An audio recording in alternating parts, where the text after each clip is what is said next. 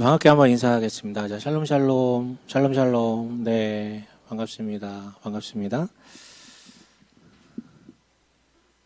네, 그 한 주 어떻게 보내셨는지 모르겠네요. 그 위드 코로나로 좀 전환이 된 이후에 다시 조금 일상으로 돌아갈 수 있겠구나라는 기대를 갖고 있었는데 한편으로는 좀 그런 생각은 했었어요. 거의 100% 한 번 정도 다시 거리두기 강화로 돌아갈 것이다라는 생각을 했거든요. 근데 이게 이렇게 빨리 막 찾아올 줄 모르겠어요. 아마 다음 주에 또 발표가 날 수도 있을 것 같은데. 요즘은 특히 이제 백신 맞으신 분들도 뭐 돌파 감염도 일부 있지만 특히 이제 어린 아이들에게 지금 굉장히 많이 유행하고 있어요. 저희 아이들도 다니고 있는 학교나 유치원에서 확진자, 가족 중에 확진자, 뭐 아이가 확진되는 경우도 있어가지고 뭐 같은 학년이나 같은 반은 아니지만 저희 애들도 다 선제 검사를 금요일 날 받았거든요. 다행히 이제 뭐 다 음성이긴 했는데, 물론 이제 그 검사 받는 과정에서 저희 둘째 놈은 또 동네 부끄럽게 또 그 검사 받는데 나 안 받겠다고 무섭다고 막 엄청 뭐 울고불고 난리 쳐가지고 듣고 있나? 안 듣고 있죠? 게임하느라 정신없을 거예요. 아주 세상 부끄러웠죠. 근데 이제 이 친구가 울며불며 했던 것은 다른 건 아니고 이제 주사 맞기 전에 우는 아이들 같이 아프다는 얘기 듣고 막 이러니까 그것 때문에 이제 울었던 것 같아요. 근데 이제 제 아내한테 이제 다른 친구들 얘기도 이제 전달 받았었거든요. 근데 그렇게 우는 애들이 많다는 거야. 물론 우리 애처럼 이 맞는 거 이렇게 쑤시는 게 두려워서 그런 애들도 있는데, 내가 만약에 코로나 걸리면 어떡해? 나 코로나 하면 어떡해? 라는 어떤 아우성 가운데 우는 애도 있다 그러더라고요. 이 말은 뭐냐면 얘들도 이제 들은 게 있는 거죠. 코로나 이꼬르 죽음이라는 것을 이제 떠올리는 정보들을 많이 얻은 거예요. 특히 애들일수록 확증 편향이 강하잖아요. 그냥 중간 단계 없이 그냥 바로 뛰어넘잖아요, 논리적으로. 나 코로나 걸리면 어떡해? 그러니까 이 말은 뭐냐면 아빠 엄마 못 보고 나 죽으면 어떡해? 뭐 이런 말하고 동일하겠죠. 저 어렸을 때도 그런 질병이 하나 있었어요. 저 어렸을 때 초등학교 때 뭐 에이즈 걸린다 뭐 이런 어떤 뭐만 하면 에이즈 걸린다고 죽는다고 막 뭐 나 먹는 거 너 먹으면 안 된다 뭐 이러면서 막 땅에 막 떨어뜨리는 거 먹으면 안 된다 이러면서 그때는 에이즈 곧 죽는 병이라고 이제 인식을 했거든요. 지금 여러분 아시겠지만 에이즈는 관리 가능한 질병으로 분류되고 있어요. 걸려도 안 죽어요. 자기 수명 다 살고 관리만 받으면 살 수 있는 질병으로 분류됐거든요. 코로나도 언젠가 그렇게 되겠죠? 아마 2, 3년 내에 그렇게 되지 않을까 싶지만 어쨌든 중요한 것은 이 전 지구적 재앙 앞에 애들까지도 심지어 생명의 에너지로만 가득 찬 이 애들마저도 죽음이라는 것을 아니 그 뭐 7살, 8살, 9살 애들짜리가 무슨 죽음을 생각해요. 그런 애들까지도 죽음이라는 걸 떠올리기 시작했다라는 것이죠. 네, 남녀노소, 빈부, 차이 관계없이 모든 사람에게 죽음이란 메시지가 다가왔어요. 자, 그래서 제가 던지고 싶은 질문은 이거예요. 그래서 뭐가 바뀌었냐? 그래서 사람들의 삶이 어떻게 되었느냐? 그 코로나라는 죽음의 메시지 앞에 뭐가 바뀌었습니까? 가장 많이 바뀐 것은 비대면 문화, 온라인 문화의 발달이죠. 아주 뭐 획기적으로 메타버스 막 이런 얘기들도 나오고 있잖아요. 획기적으로 바뀌고 있어요. 뭐 일견 보면 그거는 좋게 발전한 것 같지만 저는 오히려 좋지 않은 모습들을 굉장히 많이 보게 되는 것 같아요. 좀 더 분리되고, 좀 더 고립되고, 좀 더 분열되고, 뭐 백신 맞니 안 맞니 이 문제 가지고도 서로 뭐 죽이니 많이 막 이러면서 싸우고 있으니까요. 그러니까 마치 지난주에 나눴던 그 요셉의 이야기를 통해서 이집트와 가나안에 완전 엄청난 재앙이 찾아와서 남녀노소 빈부격차 막론하고 다 개털됐다 그랬잖아요. 똑같이 지금 우리 상황이 코로나 앞에 남녀노소 빈부격차 막론하고 다 죽음의 메시지 앞에 섰는데 결국은 발달한 것은 더 고립되고 더 위축되고 삶의 반경은 웃기게도 더 소비해요. 자신의 몸과 건강을 위한 소비 그리고 일회용품이 엄청나게 사용되기 시작했거든요. 그러니까 이 전지구적인 죽음의 메시지 앞에 변한 것은 일부 기술의 비약적 발달과 함께 사람들의 정서와 정신은 더 죽음에 가까워졌고 덩달아 이 지구도 환경오염 때문에 점점 더 죽음에 가까워지는 것 같아요. 한마디로 결론을 내리면 코로나로 인해서 뭐가 더 변했냐? 인간의 자기중심성은 더 강화된 것 같다. 이게 결론이에요. 저는 이게 진정 안타까운 지점인 것 같습니다. 본문을 우리가 많이 읽었죠. 이렇게 긴 본문을 잡아본 적이 없었는데 이렇게 길게 잡은 이유는 사실은 이게 한 가지 주제를 다 다루고 있어서 그래요. 뭐냐면 47장 그 27절부터 49장까지 전부 다 뭐냐면 야곱이 죽기 전에 남긴 유언이라는 코드로 묶여져 있어요. 이 유언은 크게 네 부분으로 나뉠 수 있거든요. 이 긴 본문을 제가 아주 짧게 요약을 해볼게요. 47장, 첫 번째 47장 27절부터 47장 마지막 절까지는 죽을 날을 감지한 야곱이 아들 요셉을 따로 불러가지고 유언을 남겨요. 무슨 얘기입니까? 나 죽으면 어떻게 해달라? 너도 같이 내 옆에 묻혀라. 이런 거 쏘나기 말고 어떻게 해요? 나 저기 가나안 땅, 내 조상들이 묻혀있는 저 땅에 거기에 묻어달라. 이 유언을 남기죠. 이어지는 48장에서는 두 번째 그 유언의 두 번째 부분이 나오는데 무슨 내용입니까? 야곱이 진짜 숨이 넘어간다는 소식을 듣고 다시 요셉이 찾아와요. 두 아들 므낫세와 에브라임을 데리고 찾아옵니다. 그랬더니 야곱이 뜬금없이 너의 두 아들을 나의 아들로 입양시키겠다, 입적시키겠다 하고 그 입양 예식을 치러요. 그리고 그들에게 축복을 해주죠. 그리고 이어지는 49장에는 세 번째, 유언의 세 번째 부분이 나오는데 바로 이어서 자신의 실제 12아들을 불러가지고 정말 유언을 남겨요. 그런데 여러분 읽어보셨죠? 좀 이상하지 않으세요? 유언이잖아요. 자기 아들들이잖아요.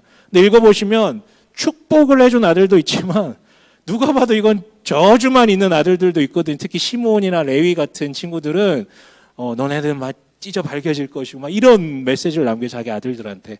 되게 이상하거든요. 여기서 중요한 점은 이게 유언이긴 하지만 이렇게 이해하시면 좋아요. 이때 하나님의 영이 야곱에게 임하여 그 영감에 충만하여 내뱉은 예언이다라고 이해하시면 좋습니다. 예언이요. 그래서 여러분 이렇게 시작하잖아요. 유언의 이 세 번째 부분 이렇게 시작하거든요. 49장 1절 한번 읽어볼까요? 함께 읽겠습니다. 시작. 너희는 모여라. 너희가 뒷날에 겪을 일을 내가 너희에게 말하겠다. 너희가 뒷날에 겪을 일을 내가 너희에게 말하겠다. 그럼 유언은 사후 나 자신과 나의 소유물에 대한 처리 혹은 너희는 어떻게 살아라 이런 내용을 담고 있는 것인데 독특하게도 지금 미래에 대해서 얘기를 해주겠다라는 거예요. 다시 얘기하지만 이것은 엄밀히 말하면 일반적인 유언이 아니라 하나님의 영이 임하여 거기에 잡혀가지고 내뱉은 예언이다라고 이해하시면 좋을 것 같아요. 그리고 실제 이 예언대로 나중에 이 12아들들의 후손으로 구성된 12지파는 이 야곱의 예언대로 그렇게 실현이 됩니다.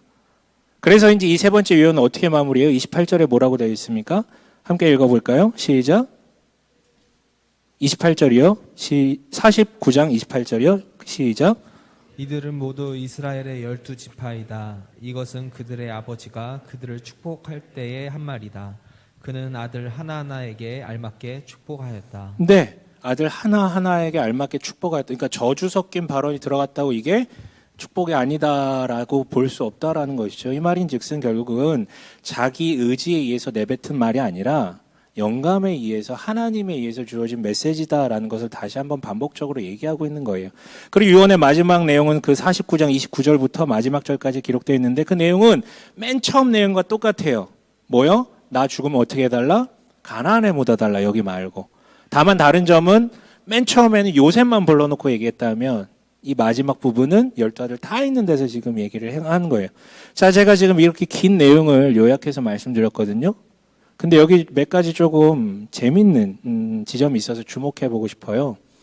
먼저 야곱이 요셉의 두 아들을 자기 아들로 입양한 다음에 축복하잖아요. 근데 이렇게 얘기를 합니다. 심지어 5절 함께 읽어볼게요.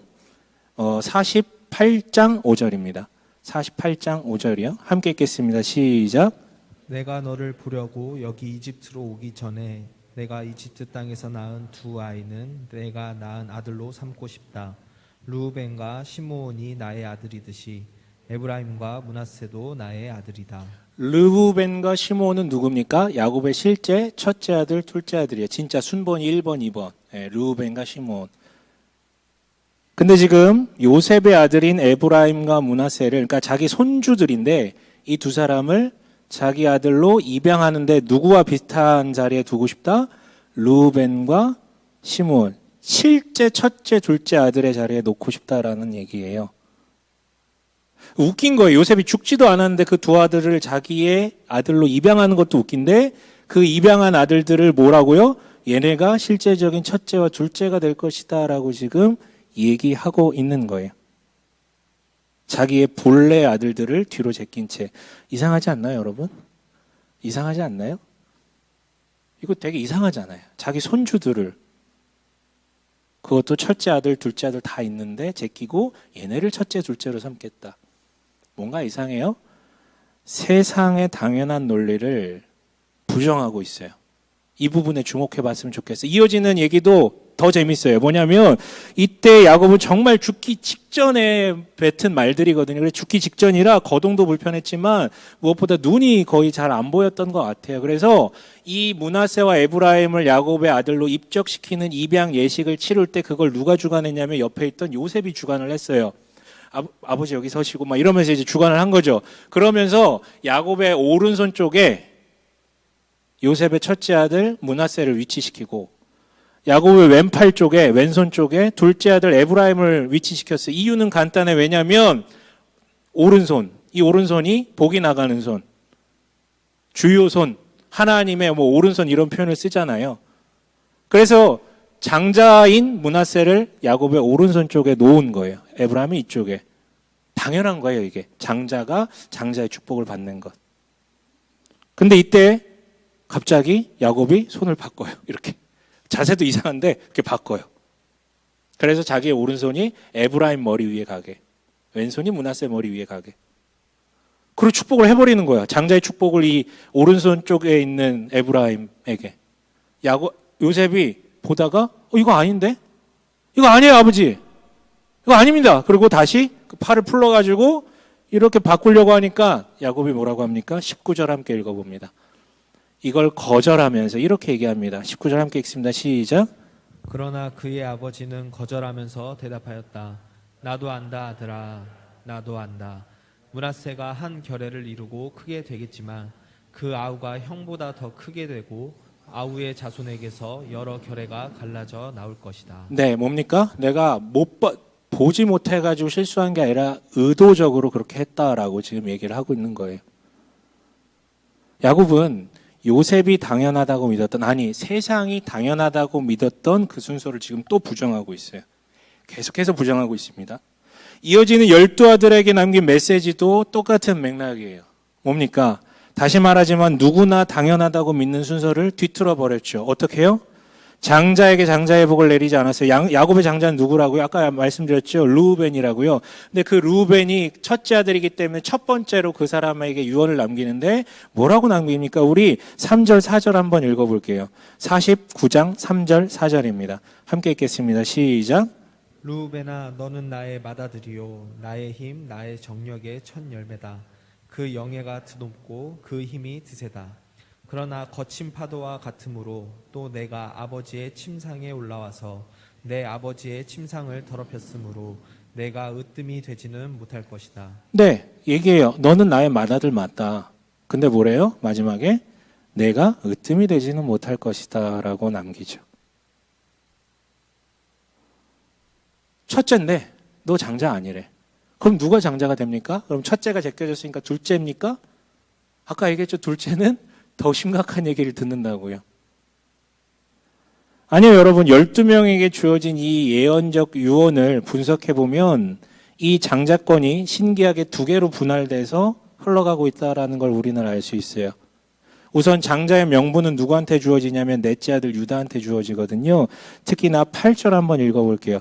유다한테 해준 말이 되게 좋은 말들이 많은데 8절이 핵심이에요. 8절 함께 읽습니다. 시작.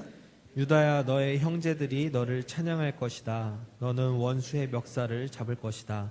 너의 아버지의 아들들이 내 앞에 무릎을 꿇을 것이다. 네, 이게 그 말이에요. 네가 장자다. 장자의 명분은 너에게 있다. 근데 장자의 명분이 있으면 뭐도 있을까요? 장자의 실리도 있겠죠. 실제적으로 복을 누리는 현실의 복을 이것은 요셉에게 주어요.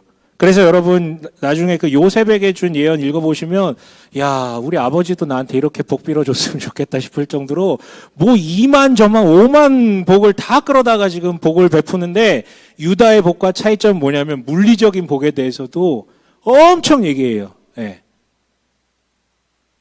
엄청 얘기해요. 어쨌든 결과적으로 12아들에게 주어진 이 예언적 유언도 뭐라고요? 세상이 당연시하는 그 논리를 정면으로 부정하고 있다고요. 여러분 다시요. 공통점이 느껴지세요? 뭐라고요?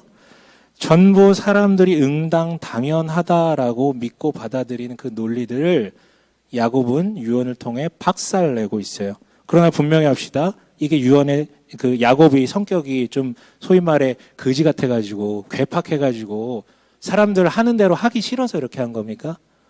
아니면 그 아들들에 대한 개인적 감정이 너무 싫은 감정이 있어가지고 내 말 잘 듣는 놈은 축복하고 말 잘 안 듣는 놈들은 일부러 저주한 겁니까? 가끔 그런 부모도 있을 수 있겠지만 그런 거 아니죠. 아까 말씀드렸죠. 하나님의 영감에 충만해서 그랬다고. 이게 더 그렇게 우리가 볼 수 있는 것은요. 야곱 이야기 우리 다 같이 나눴었잖아요. 근데 야곱이 예언하는 장면 보셨나요? 야곱 이야기에는 야곱이 예언하는 장면이 단 한 번도 나오지 않아요. 그런데 이 마지막 순간에 야곱은 하나님의 영에 충만하여 지금 예언을 하고 있죠. 하나님의 영에 완전히 사로잡혔다라는 얘기예요. 한마디로 자기 인생에 가장 하나님의 영감에 충만했던 이 상태에서 내뱉었던 말이라는 것입니다. 그 말인즉슨 이 유언은 야곱의 말이 아니라 누구의 말이라고요? 하나님의 뜻이 오롯이 반영된 말이라고요. 그렇다면 여러분 우리는 하나님의 뜻을 분명히 할 수 있죠. 그렇다면 하나님의 뜻은 무엇입니까? 간단하죠. 세상이 강조하고 기대하는 순서를 정면으로 부정하는 것. 이게 우선이고요. 그 다음 그렇다면 하나님 뭘 하고 싶으신 겁니까? 이를 잘 표현한 예수님의 아주 유명한 발언이 있어요. 마태복음 20장 16절인데 여기 이렇게 나올 거예요. 함께 읽어볼까요? 함께 읽습니다. 시작. 나중된 자로서 먼저 되고 먼저 된 자로서 나중되리라.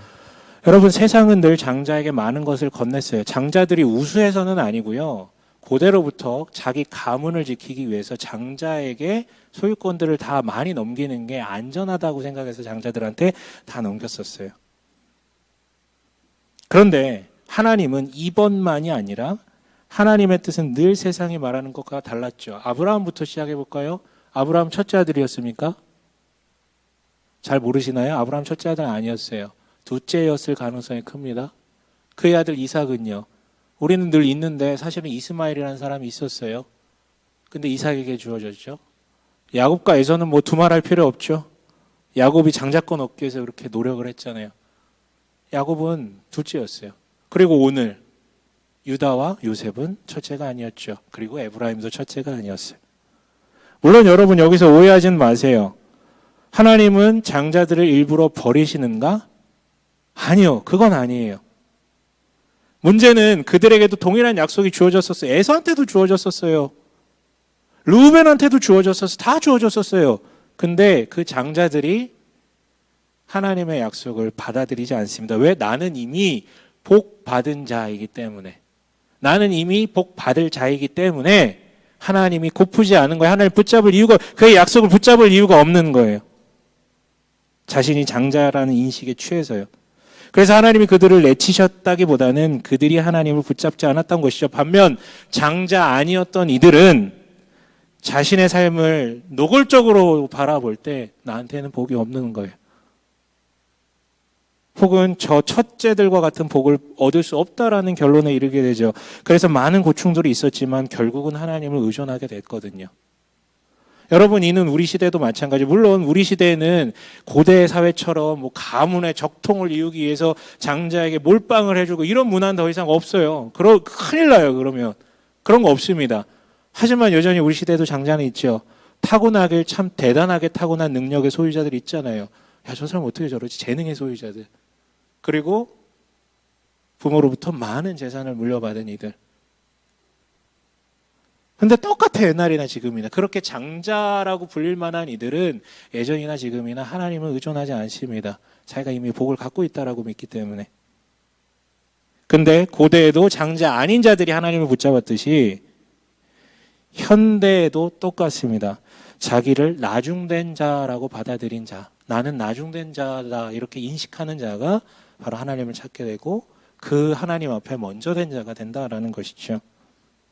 여러분, 우리네 세상은요, 장자같이 먼저 된 자들을 선호하고 그들에게 다 몰아줘야 된다라고 얘기합니다. 이건 고대로부터 지금까지 틀린 적이 없어요. 늘 그래왔어요. 소수의 희생은 어쩔 수 없다. 수많은 장자 아닌 자들을 희생시켜서 가문을 위해서, 사회를 위해서, 국가를 위해서, 심지어 교회를 위해서 이런 말도. 그런데 묻고 싶은 건 그래서 다들 번영했습니까? 그래서 다들 행복해졌나요? 번영해진 사람은 있죠, 소수. 행복해진 사람은 있죠, 소수. 나머지는 세상은 큰 발전이 없어요. 물리적인 발전했을지 모르겠지만 오히려 2000년 전 이 땅에 살았던 어떤 사람보다 정서적인 행복감은 더 떨어졌을 수 있어요. 실제 소수의 사람들만 그 번영을 누리는. 그런데 언제까지 우리는 그 말도 안 되는 논리 가운데 머물러 있을 거냐 이것이죠. 누구를 위해 무엇을 위해 희생하는.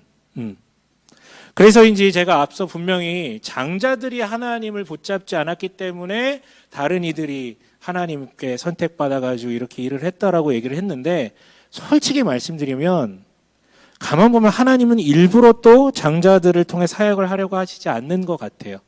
사람들이 얘기하는 그런 장자들 있잖아요. 같은 조건이라면 더 비루하고 더 연약한 이들을 고쳐서 쓰시길 원하시는 것 같아요. 그래야 하나님이 하신 일이 더 드러나기 때문에.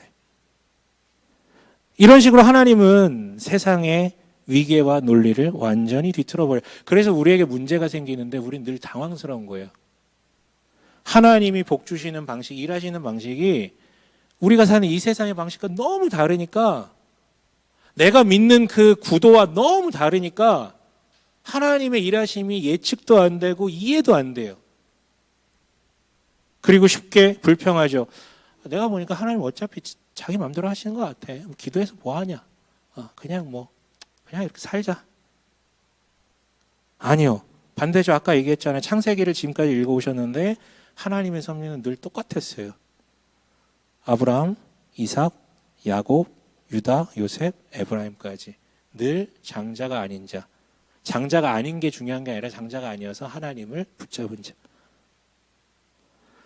그래서 여러분, 이 유언을 통해서 우리가 취합할 수 있는 메시지는 이래요. 먼저 이거예요. 무엇보다 하나님은 복 주시길 원하신다라는 사실이에요. 정말로 복 주시길 원하세요. 다만 장자들은 이것들을 거부해요. 난 이미 복이 있는데 이걸 통해서 이걸 크게 키우면 이게 내 복인데 하면서요.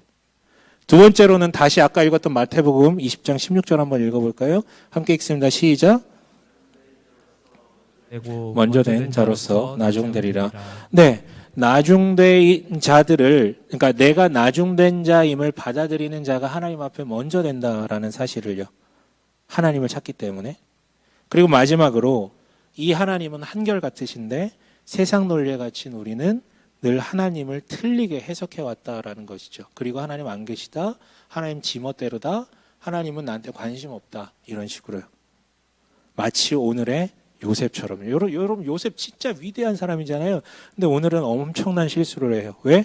당연히 므낫세 첫째에게 장자의 축복을 당연히 주어야 한다라는, 요셉도 그 시대의 사람이었기 때문에 어쩔 수가 없었어요.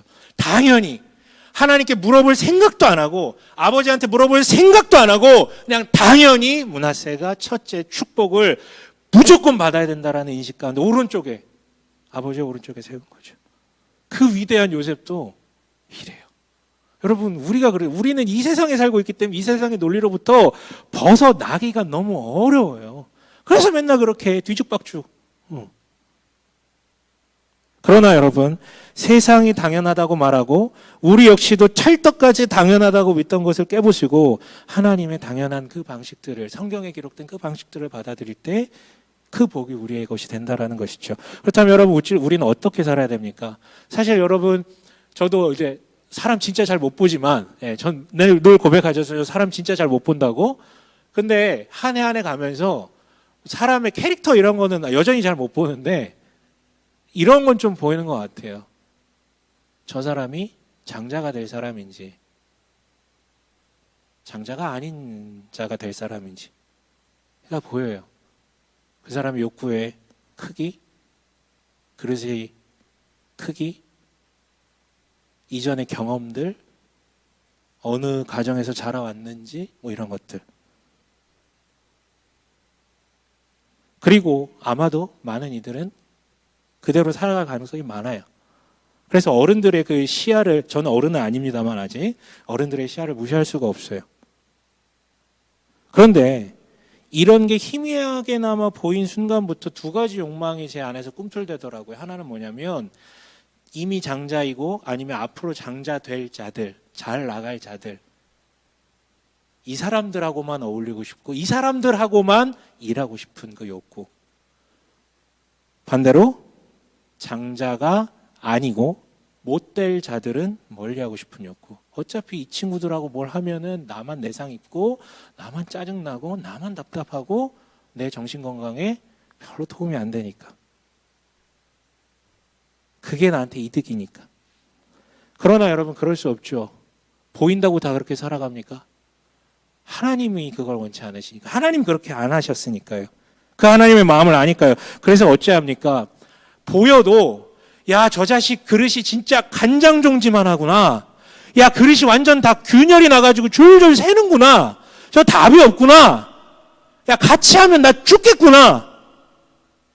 그러나 그걸 알아도 그 안에 여전히 남아있는 하나님의 형상을 바라보며 축복해주고 그 자신도 모르고 있는 그 자그마한 가능성이라도 내가 대신 발견해주고 그리고 일깨워주고 성장시켜주는 것이. 그게 오늘 본문이 말하는 하나님의 방식에 공명하는 삶이겠죠. 여러분 물론 그렇다고 이게 무조건적인 수용을 얘기하는 건 아니에요. 다시 얘기하지만 악한 것은 정의롭게 진노하고 밀어내야 돼요. 단호해야 돼요. 그러나 부족함에 대해서는 받아주고 이어줘야 돼요. 이것들을 원래 우리는 가정에서부터 배워야 되는 거고 형제들 간의 차이 없이 다루는 부모를 통해서 학교에서 배워야 되는 거고 제일 배워야 되는 게 교회인데 아까도 말씀드렸죠. 교회마저도 장자들만 데리고 그러나 여러분 우리가 성경을 통해 이것을 직면했다면 보고 배운 게 없더라도 훈련해야죠. 기도하면서 연습해야죠. 여러분 세상은요 먼저 판단하고 그 다음에 분별한 다음에 취사 선택해요. 이득될 자 아닐 자, 장자일 자 아닐 자.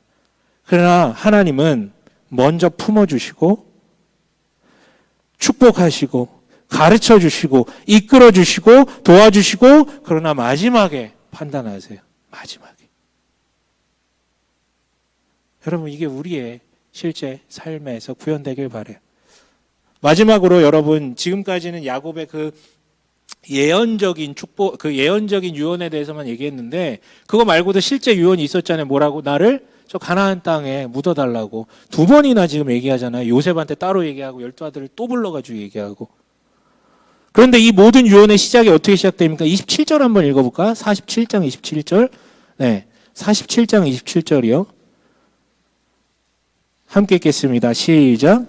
이스라엘 자손은 이집트의 고센 땅에 자리를 잡았다. 거기에서 그들은 재산을 얻고 생육하며 번성하였다.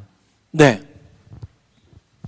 대흉년의 재앙 앞에 오히려 야곱은 죽은 줄 알았던 자기 아들 요셉과 만나게 돼요. 너무 기쁘죠? 근데 이 대흉년의 이 비참함 앞에 오히려 야곱의 가문은 어떻게 해요? 이집트, 그 풍요로운 이집트에서 가장 풍요로운 고센 땅을 무상으로 제공받고 거기서 풍성히 누리고 번영하기 시작합니다. 그러니까 어떻게 보면 야곱의 마지막 17년은요. 그의 인생에 있어서 가장 완전하고 풍요롭고 충만하고 모든 것이 화해하고 기쁨만 넘치는 마치 이 땅에서 누리는 천국과 같은 삶을 산 거예요. 뭐 140 몇 년 살았다고 돼 있는데 이 마지막 17년이 가장 꼽혔던 너무 행복했던 근심 걱정 하나도 없이. 그러나 그가 남긴 마지막 유언은 마치 이 17년의 천국과 같은 삶을 부정하는 것 같아요. 여기는 뭐라고요? 나 여기 묻게 하지 말라고요. 여기는 잠시 지나치는 정거장일 뿐이고 나는 어디로 가야 된다? 하나님께서 나에게 약속하신 그곳으로 가야 된다. 아니에요, 여러분. 가나안 땅은요, 이집트랑 비교하면 진짜 더럽게 나빠요. 여기는 너무 나빠요.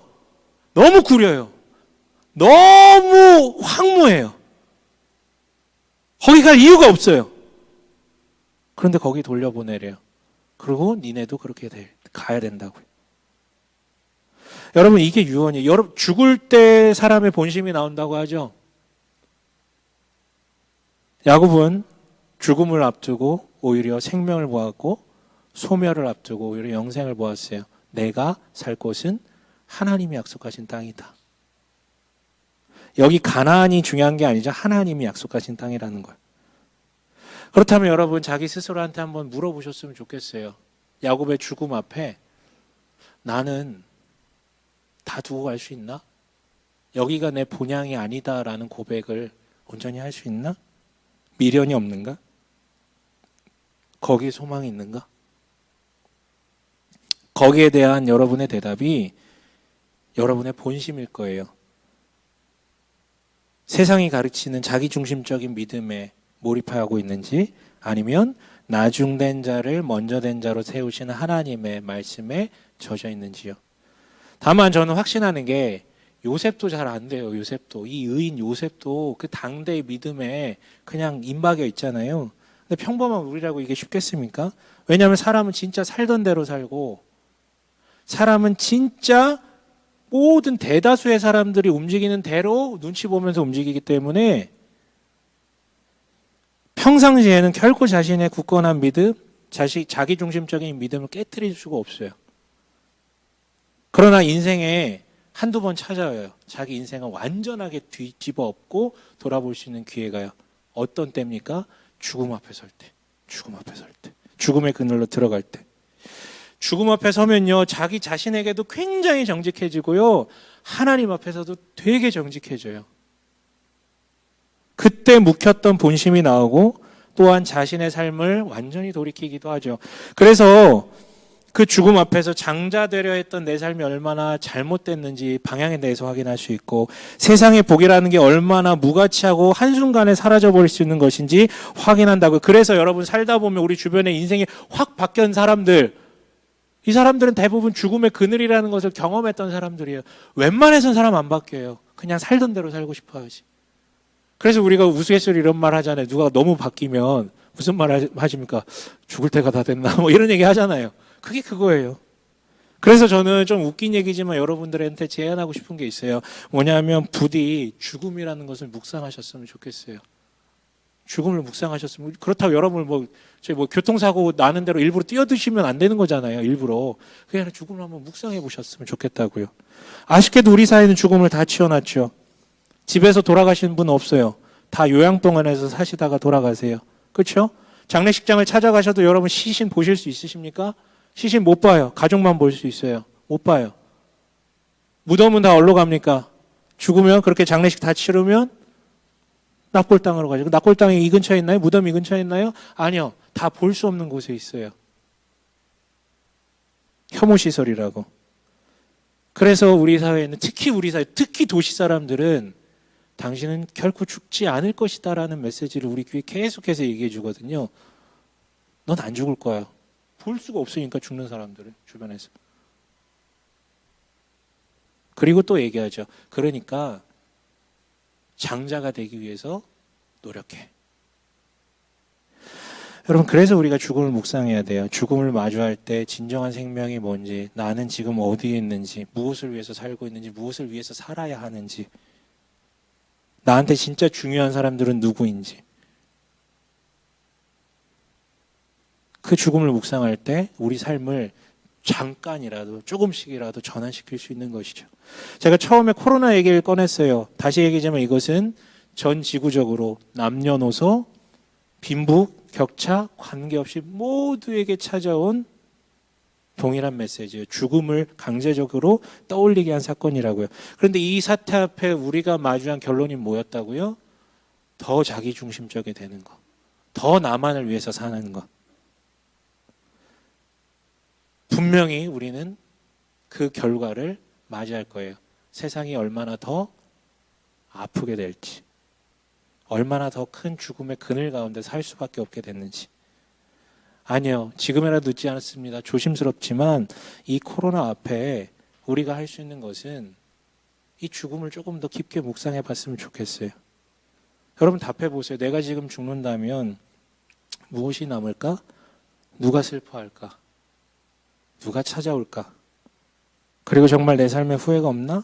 남은 이들에게는 내가 무슨 말을 전할까? 이건 굉장히 단순한 죽음에 대한 질문이고요. 죽음을 정말로 묵상하게 되면 묻게 될 것이에요. 그렇다면 진짜 복이 뭐지? 나는 지금 뭘 위해서 살고 있지? 당장의 즐거움? 그 눈앞에 있는 그 돈벌이? 쾌락? 명예? 그 조그마한 권력? 생뚱맞지만 여러분 진짜 잘 살려면, 의미 있게 살려면 죽음을 묵상하셔야 돼요. 나아가 오늘 죽음을 앞두고 하나님의 영감에 가장 충만했던 야곱의 경우를 보더라도요, 여러분, 하나님의 영감이라는 것은 죽음을 묵상하지 않는 이에게는 절대 임하지 않는 것 같아요. 하나님의 영감이라는 건요.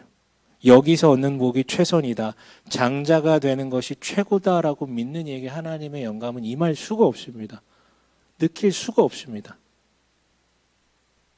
옛 라틴어 격언이 있어요. 유명한 단어인데 메멘토 모리라고요. 자신의 죽음을 기억하라. 너도 반드시 죽는다는 것을 기억해라. 여러분, 이 코로나 앞에 우리가 공포에 젖고 이런 부분이 있어요. 그거 자연스러운 감정이죠. 하지만 그 공포에만 젖고 더 분열적이고 더 고립되고 더 자기중심적으로 몰입되는 것이 아니라, 혹은 스마트폰과 물화일체가 돼서 더 기계적 인간이 되는 것이 아니라, 도리어 나의 삶이, 우리의 삶이 전환되고 진정한 복을 찾아 나서는 우리의 삶, 하나님의 복을 얻는 우리의 삶이 되시길 주님의 이름으로 간절히 축원합니다.